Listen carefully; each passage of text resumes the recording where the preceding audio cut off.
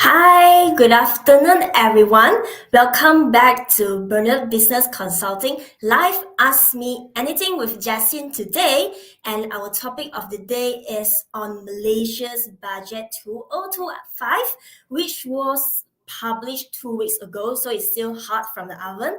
And for today's focus, we'll be looking at the key highlights on ESG and sustainability.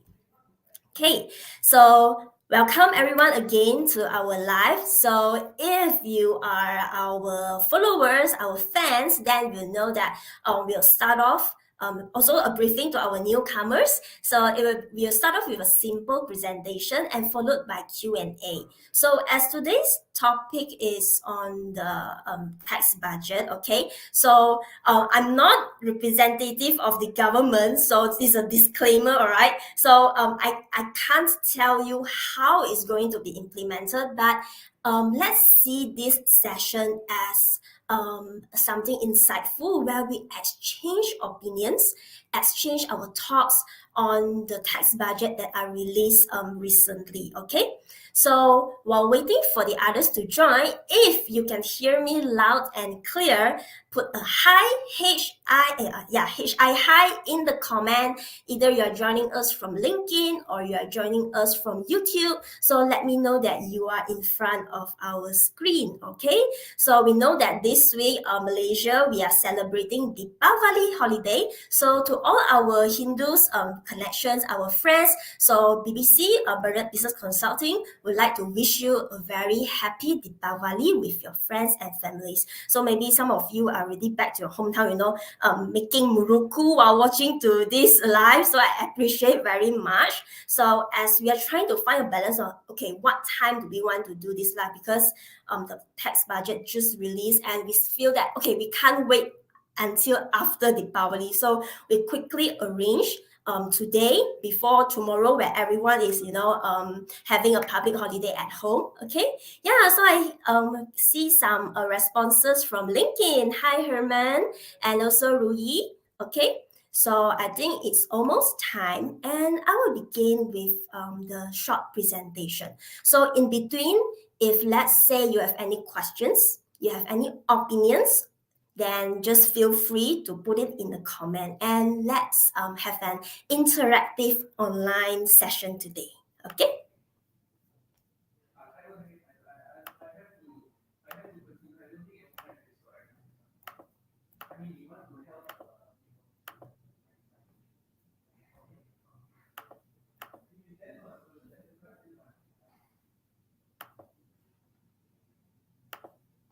Okay, so I believe you can see the screen here already. So if let's say you cannot see my screen, then just type it in the comment, and my technical team, my colleague, will let me know lah.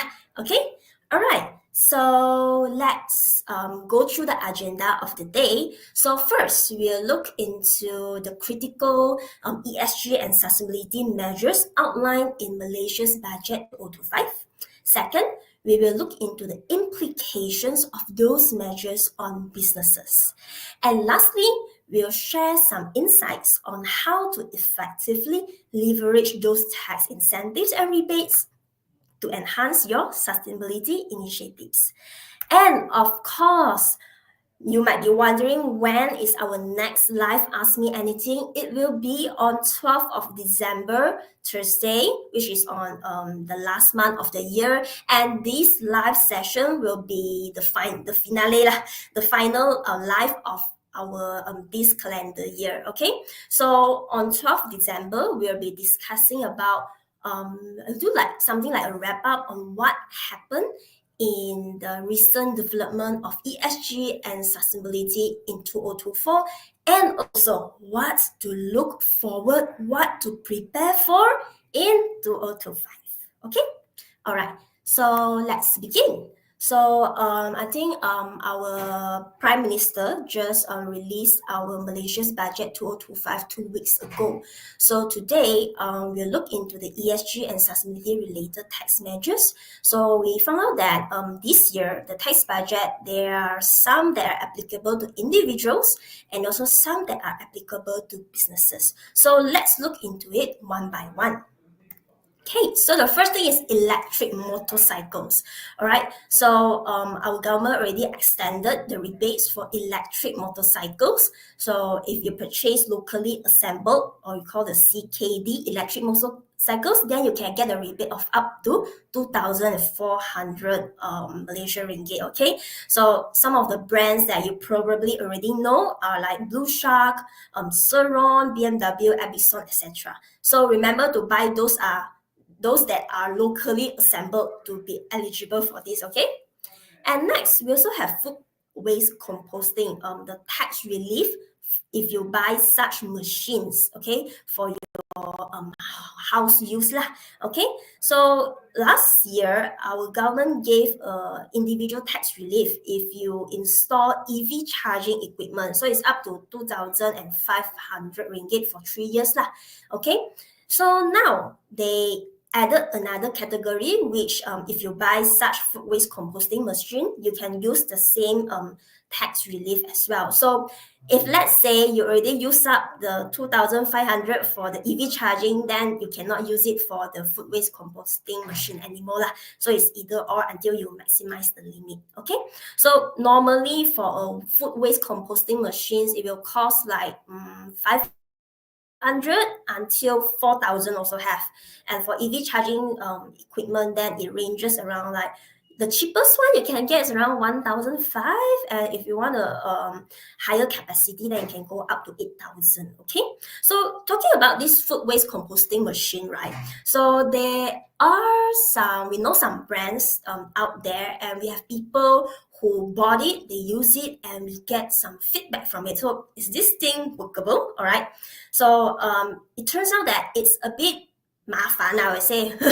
So like a lot of limitations that there are limited options of what type of food waste you can put into the machine. So example, like, Malaysia, we like to eat curry, a lot of gravy, oily gravy. So those things you cannot put into the food waste composting machine. And even like chicken bones, those you cannot put into the machine as well, because I say it's too heavy loaded, too heavy load for your machine. So it maybe will reduce the lifetime of it. And some of the comments we get are like poor quality of compost, maybe a high investment cost and operating because it's consuming electricity. Okay, so we have opinions that says that still the traditional food waste composting that use the balikan, you flip the dustbin and you poke the holes inside on the ground. So that is the old and gold way of having a good quality black gold. So our waste consultant, Shimei, so she wrote a few articles on this. So if you're interested to know more, then you can go to shimeitan.com, MEITAN.com to read on her sharings. Okay. And next, we also, for individual and businesses, you can get some e-rebate if you purchase energy efficient electrical equipment. Okay, so there's a big funds of it up to 17 million ringgit Malaysia. Okay, so how do you know that if the electrical appliances you buy is energy efficient? So you only need to look for the stars sign. So our Energy Commission, they have come out with the energy efficiency label. So the maximum star is 5 stars, and the lowest is 1 star. So you can the stars usually depends lah. So usually like 2, 3, 4. The best if you can get 5-star energy efficiency electrical equipment. Okay. And next, for businesses, so this year, this is very a hot topic, carbon tax, since the Carbon Border Adjustment Mechanism, CBAM, is introduced by the EU. So now, Malaysia, we are also introducing a carbon tax, which is set to be implemented by 2026. So it will target towards iron and steel and also energy sectors. So this is one of the efforts that Malaysia is currently doing so that we are aligned with the global efforts, and also this to protect our trade economic activities. Okay? All right.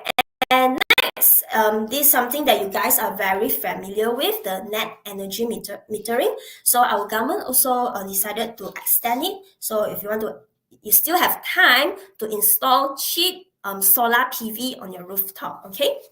And some of the others are like exporter sustainability incentive. So local exporters, you can get up to 715 million ringgit in Malaysia to expand your businesses. And this is allocated by the Exim Bank, all right?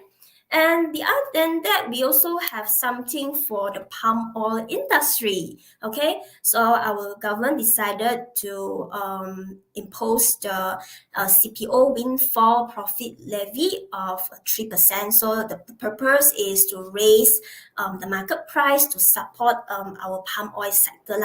Other than that, they also are allocating funds for smallholder replanting, developing the sustainable aviation fuel, and also some tax incentive for automation. Okay, so other than that, we also have something for the SME. So there's a 3.8 billion, 3.8 B of ringgit Malaysia allocated to help SMEs to transition to sustainable practices by adopting digitalization and automation. I believe the e-invoicing that are coming in, surely it will affect a lot of you. So just quickly wait for the instruction from the government on how to get this loan fund, or maybe there are already some grants out there for you to embark on this digitalization and also automation journey. Okay, and next, another new thing that is not found in last year's budget is the carbon capture utilization and storage, or we call it CCUS. So our government is currently providing some tax incentives for businesses. So if let's say you are a CCUS solution providers, then you can benefit from the investment tax allowances and also income tax exemption. So the point is to actually promote the innovation in reducing carbon emissions. Okay.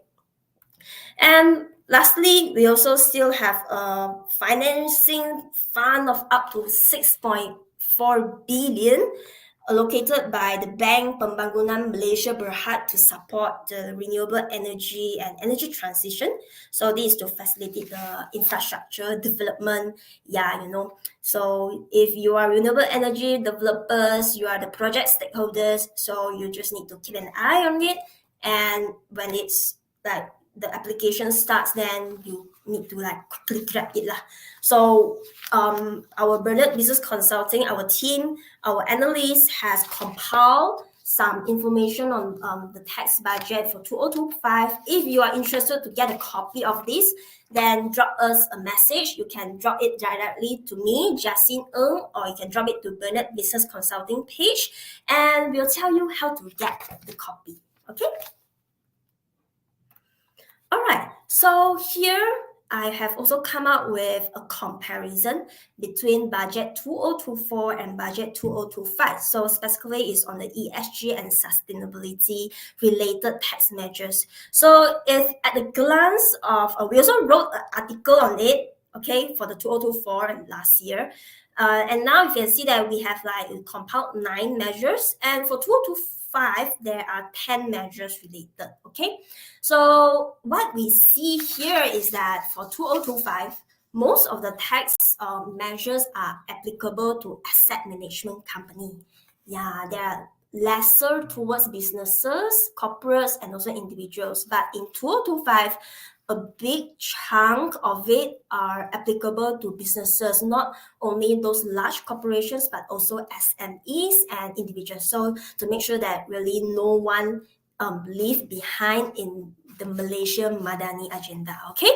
And in 2024, you can see that the tax measures, they are still a bit scattered here and there. We have green tech, EV, women empowerment, voluntary carbon market, and also environmental conservation, which I believe is largely still related to CSR, corporate social responsibility. And in 2025, you can see that it's very skewed towards carbon related projects, EVs, energy efficiency, and we can see that our company are our government is really trying to provide a lot of support to the SMEs. Okay, so this is just an overview for you to see the differences between the budget in 2024 and 2025. Okay. So if you have any questions or you have any opinions to add on what I've shared, feel free to put it in the comment.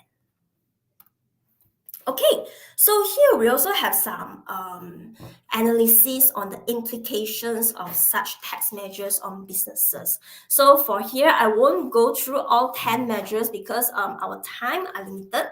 Okay, so I'll just look into three items, which is here the one that I highlighted. Carbon tax, CCUS, and also energy efficient electrical equipment. Okay, so the first thing is on the carbon tax. So we can see that I believe that the government we start to impose carbon tax now. So why now? As probably the biggest motivation is in response to the EU carbon border adjustment mechanism. So if let's say our government is not imposing a domestic carbon tax, then our poor exporters will have to pay this tax to the EU. So why not Malaysia? We just do something for our own good to level the playing field and also to mitigate the potential, trade disadvantages. Okay. And aside from that, I think implementing a tax is also like a way to incentivize businesses to encourage decarbonization technology in your company to reduce your carbon footprint and also an investment in cleaner alternatives. So this money, I mean, it's still a cost that you need to pay, but it's either you pay it for the carbon tax or you use this money to invest to make your operation greener. So I would say it's something very much needed now so that everyone can start to embark on this sustainability journey. Of course, there are some challenges to our businesses. As we know that after COVID, businesses are still surviving, trying to recover from it. So this carbon tax surely will put on some pressure on the companies, as in increasing operating costs, because not only of the carbon tax, we also have our minimum wages increase. So last time it was 1.5K and now it's 1.7K.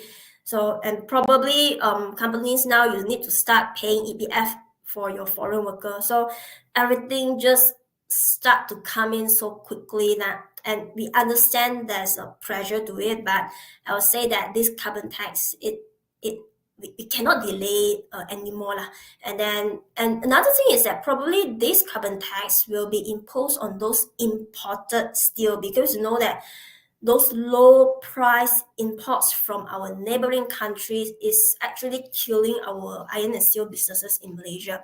So if we start to impose this carbon tax on imported steels, then we can put on a more level playing field to our businesses in Malaysia. Okay, and another thing is that at least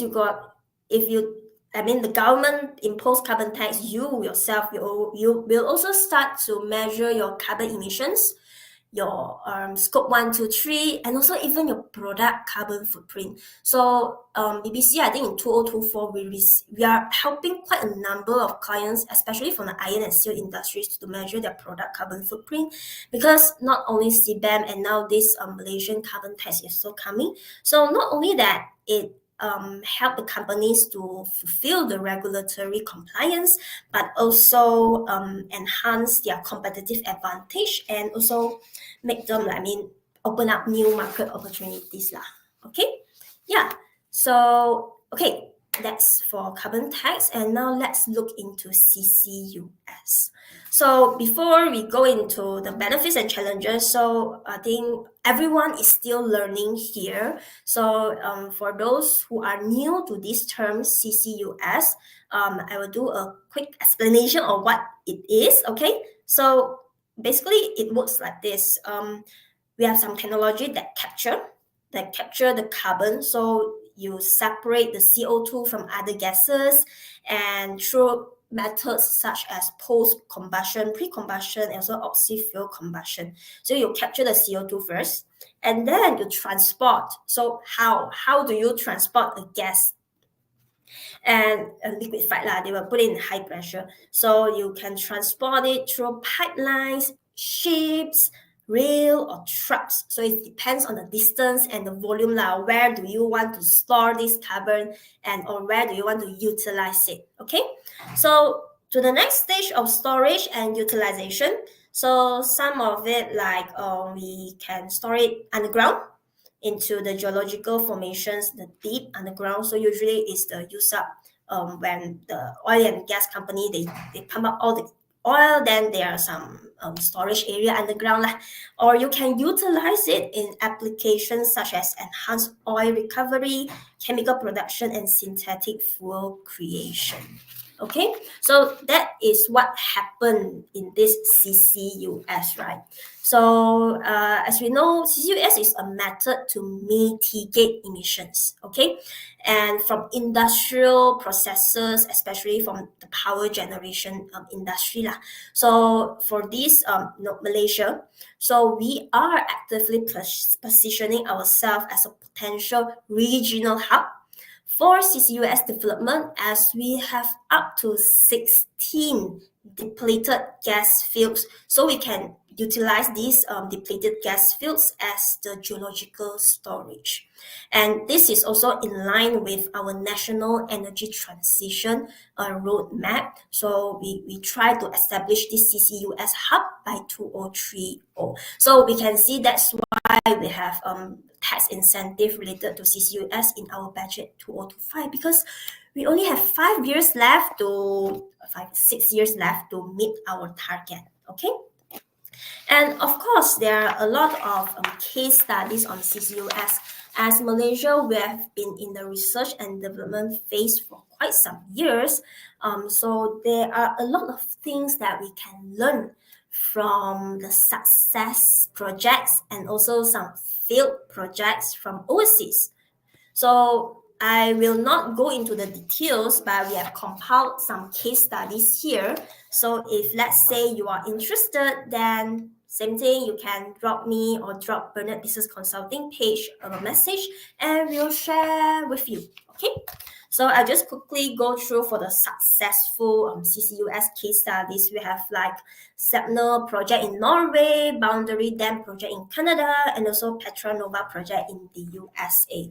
So basically what makes them successful is we can see that effective monitoring system is very important. So the Stepner project in Norway, it launched in 1996, okay? And it approximately capture 1 million tons of CO2 annually from natural gas production. So it is a proven technology that proves that long-term geological storage is feasible and safe. But the key thing here is effective monitoring, okay?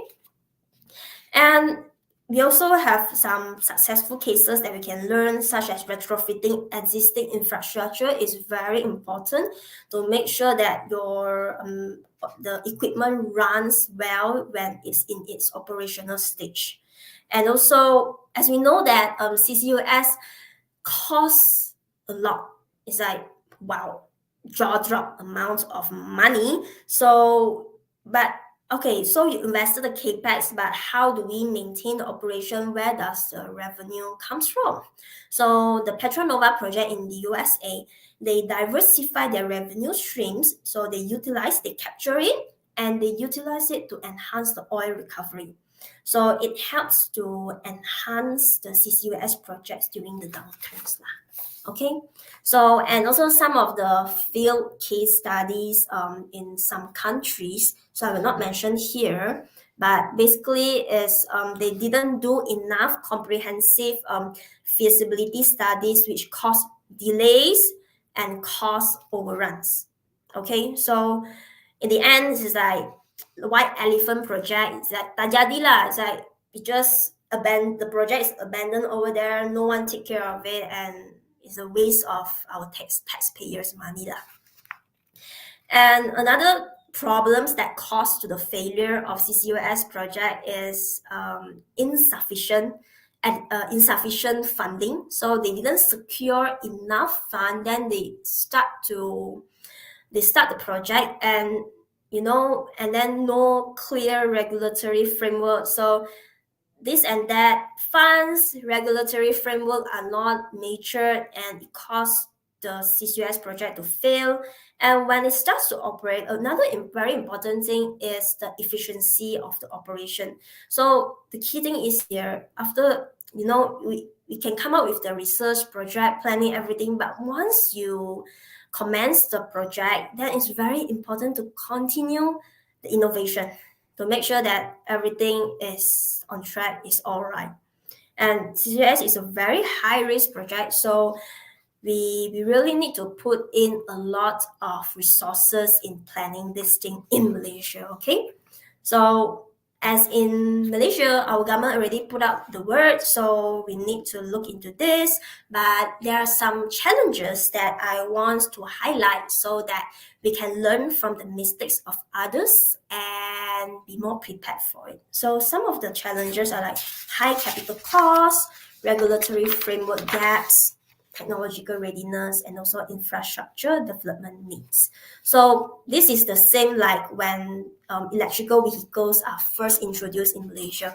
So we need to have the whole ecology built up so that you have the technology to capture. Then after that, what? You also need the technology to transport it. So this is like the question of chicken or egg lah. So for the EV, we start importing EV cars. Later on, we build up the EV charging station, and everything will just go with the flow. So the same things apply to CCUS. We also need stakeholders, businesses from different parts to build up the ecosystem together. Okay. So the last thing is about energy efficient electrical equipment. So I would say this is definitely a very good news, because by using energy efficient equipment, not only that you reduce your cost on electricity, but you also reduce your greenhouse gas emissions. But a lot of problems we see from our clients is that there are no clarity. In terms of this, no clarity is in terms of, do they understand the data energy in their operation? So a lot of them, they just quickly say that, we have the net energy metering, we have a lot of incentive grants like the GITA for solar panel installation. So they just straight away go for it without even looking at, hey, should I look into reducing my energy demand first before looking into changing into renewable energy sources?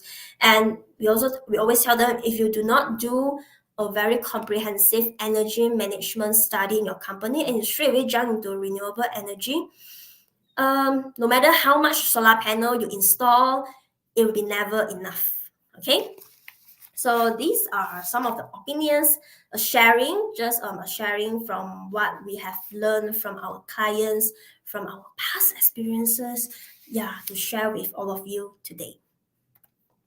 Okay, so here goes back to the very important question. We have our government lay out all the taxes here. Of course, the government haven't released on the how yet, now we know the what tax measures are there, but the how part, let's wait for the government to tell us lah. Okay, so we still need to be aware of the development of policies and the requirements to be eligible to it, because we have worked with clients to apply for the MIDA grant on ESG. So they are very strict in every eligible criteria that they already put it into their guidelines. So my advice is look into it very precisely, and also ask for help from the right experts. So you know that when governments start to allocate funds for a certain sector, not only ESG and sustainability, no matter what sector, we will see that after one day, after 1 week, suddenly there will be a lot of proclaimed experts out there that say that, hey, I can help you to do this. Here, I charge you 1 million ringgit Malaysia. You can take this proposal, apply for the grant, then you get a 50-50 matching grants example. So you can claim up to 500,000 ringgit Malaysia. But I tell you, the government is not stupid. Okay, then they will do background check on you, the company itself, and who are the consultants. Are they already in this industry? Do they have the certifications? Do they have the qualifications to actually help you to commence such projects? Okay, so it's very important to find experts like BBC, who have been around in this industry for more than 10 years. So you know what to do lah. Okay, and the next thing is to plan strategically to maximize the benefits, because you can see that for some tax measures, it's one-time application. So maybe they allocate 500,000 ringgit for each company, and you can only submit your application once. It's not that this year I apply a grant for 100 ringgit Malaysia, and then next year I want to apply another grant which I want to claim up to 200. It doesn't work like this, some of them lah. So it's very important that you plan strategically. Okay, in this 1, 2, 3 years, what is my ultimate end goal for ESG and sustainability? In between, what funds, what tax, what grants I can use to make sure that along my journey of this sustainability, I can maximize the benefits by the government.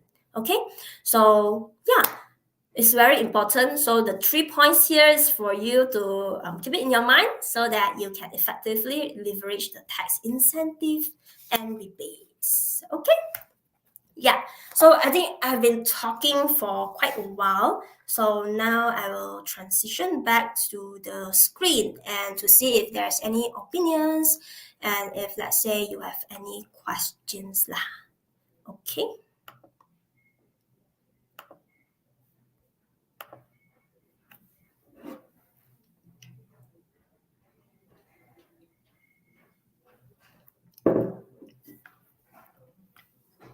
Okay, so if you have any questions, today is an open discussion session. Okay, so you are welcome to drop your opinions or any questions that you have in the comments.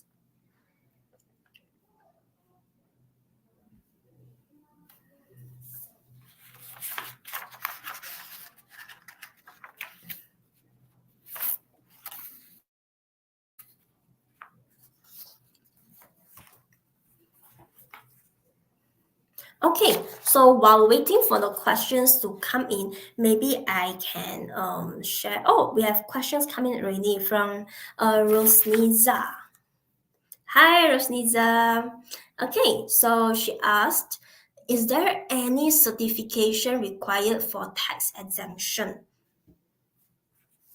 Okay, this is a not tricky question, but it depends, I'll say. Okay, so let's take guitar, our green incentive, I think, for the green technology incentive. If you, let's say, you install a solar panel, so for that, usually they won't ask for certificate certificates, but probably they will ask who are your solar panels providers, are they registered, like they will ask for probably the what we call SSM certificates, and then they really want to see the invoices or that you really use the money to install these solar panels. So they'll ask some proofs lah.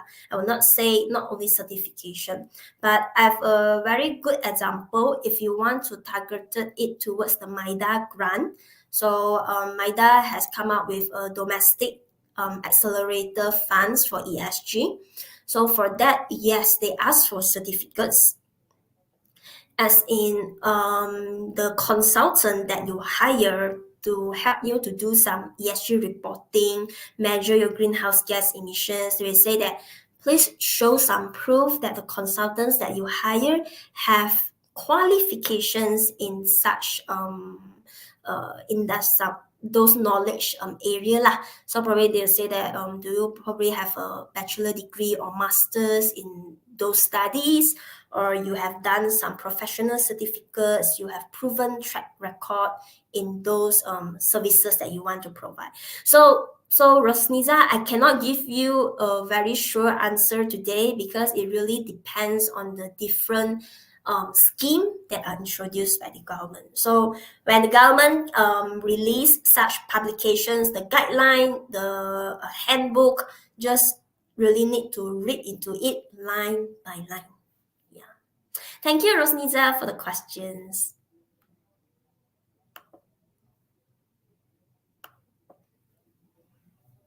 Okay, so our live will end at 2 p.m. today. So we have 8 minutes left. So if you have any sharings on your thoughts or any questions, just put it up in the comment now.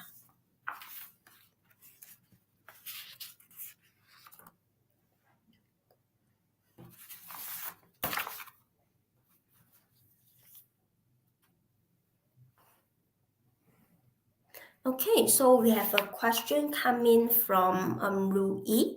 The question is quite long. Let me read it out. So, okay, so she said that she observed that our government has been working on a carbon tax mechanism for several years.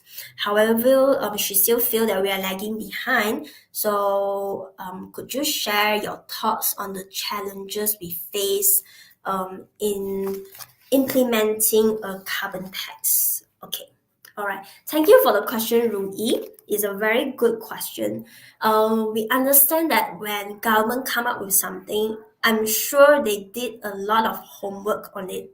I'm sure they put in their heart, their sweat, probably tears. I hope not blood behind every program that they introduce. Okay, so as we know, when government introduce something new lah, usually what is the first reaction of the people? Membantah. we don't like changes, and especially when it costs us or it affect the thickness of our pocket. Okay, so some of the challenges are the responses from those that are affected. You want to determine how much carbon tax you want to impose. Like last time Singapore, they started off with quite low, I think $5, 5 Singapore dollar per ton, and now it already goes up to 20 or 25 Sing dollar. So in determining the appropriate tax rate, it's a bit tricky, as you want to make sure that say this is a punishment lah, like the carrot and stick. So this is a stick is not too soft until they say ayah tak rasa apa, not pain, tak payah kisah. No. But it cannot be too heavy that it kill businesses. So in determining the tax rate lah, is something that we really need our government officers to did a very thorough research in it. And other than that is mostly with the potential economic impacts lah. So when coming out with such measures, of course, they will foresee what are the challenges, and our government will also come up with the transitional support lah, I would say, like introducing incentives if you are the first mover, and then they will utilize the tax revenue to fund green initiatives. And so these are where the carrots comes in, so to try to compensate some compliance costs that you will have to pay when these taxes are implemented. Of course, they will give you some time lah. They will not say that okay, in 6 month times uh, I want to do this. Probably they'll give you some period to adapt to it. Yeah, especially for Malaysia, we still have a lot of we are a middle income country, so there are a lot of businesses that are still surviving. So when I'm sure that when government do this, I agree with you that we are lagging behind lah, but at least they are doing something. And if we see it positively, we are quite far ahead of other countries in the region, and we just need to keep believing in it that we are on the right track lah. Yeah. And don't be too worried on that. If let's say you want to be prepared with it, then you can just contact Bernard Business Consulting, and we can help you to decarbonize as much as possible before the carbon tax come in. Yeah. Okay, so we have 4 minutes left. I think if there are maybe one more questions that I will take.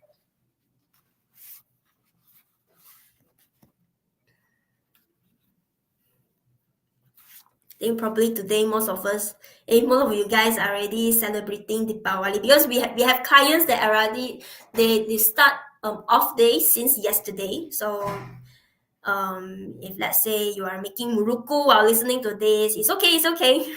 I was just sharing last maybe wrap up on this. Oh, okay. So we have one question from Khairul Hafiz. Okay, so he asked, so I'll take this as a last question, yeah, if there's no more. What is the advantages to us, the consumer, with these incentives on energy saving equipment? Yes, of course. I like this question. When it's something we do, we look first. Okay, what do I get? Yeah, in return, I know I can use the tax incentive to install EV charging, to install all this in. But yeah, so for this energy saving equipment, so we see the word here, energy saving. You use the tax incentive, tax rebate to buy the electrical appliances. You save on the capex, the capital in expenditure, and also the opex. So example, you have your old refrigerator is 2 star, okay, and then now you utilize the tax incentive from the government to buy a 4 star refrigerator. Because in a household, usually the highest energy consuming appliances are refrigerator and also aircon. So now you buy a 4 star refrigerator at your home, and you will see a very I would say quite obvious saving in your electricity bill. So you can start comparing lah, before you change your refrigerator, what is the TMB bill that you pay. So that is probably the advantages to you lah, in terms of the consumer. So not only you save on the capex, but you also save on the opex. And I think last month or just a few weeks ago, I went to Mid Valley Mega Mall, and I see the officers from Energy Commission, yeah, Suruhanjaya Tenaga. They are also doing public talks. They set up a kiosk in, Mid Valley is always crowded. So they do some public, I would say, community outreach program to educate our people about energy efficiency. And now they are introducing such incentives. So if you still have no idea about this, probably you can check their website for those information, bite-sized information to educate yourself more on energy efficiency. Okay, so I think we are at the end of our live today. Okay, so we have good news to share with you. As you know that our government is come out with a lot of carbon related tax measures and related regulations, like I think just last month. So we have our National Sustainability Reporting Framework, which use the IFRS Sustainability Disclosure Standards, or they call it ISSB standards, which are integrating our financial accounting and carbon accounting into one. So at Bernard Business Consulting, we have our upcoming workshop. So it's a hands-on workshop to learn about how to apply the IFRS standards in your company to prepare for the reporting requirements, I think starting 2025, 2026, 2027. So it'll be fully implemented in 2027. So if I would say be prepared ahead for this. And if you are interested to know more about our upcoming workshop, so you can check out the link in our comment. Okay? All right. So it's the end of our live today. I would like to wish you all a very happy Deepavali. Enjoy your holiday with your friends and families. And I will see you at the RFRS workshop. Okay? Or our live in December lah. Okay? All right. So thank you very much to everyone that joined us today. Bye.